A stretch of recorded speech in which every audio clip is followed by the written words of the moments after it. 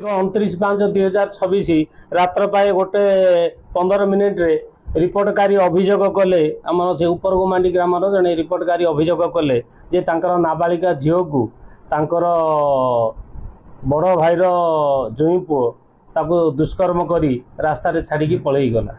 ए संक्रांत रे आमर Narayanpatna case number 40 under section 62 F 65(1) BNS read with section 4 and 6 POCSO act गोटे केस करागला।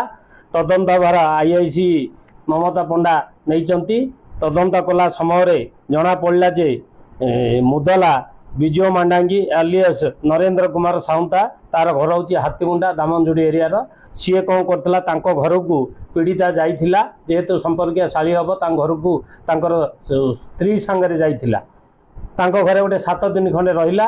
28 तारिख दिन से आसवाई कहू ए मुदला बाबू कहले मो कार नहीं छाड़देवी निज कार हाथीमुंडा ग्राम आनी गाँ को छाड़िया को आसुले बाटरे गोटे गाँ पड़ा से गाँ पाखे निछाठिया देखी से झील को दुष्कर्म करने चेष्टा कला। झील न मानू बहुत पिटामरा कला से झील को दुष्कर्म करी गाड़ी में बसैक आणुला।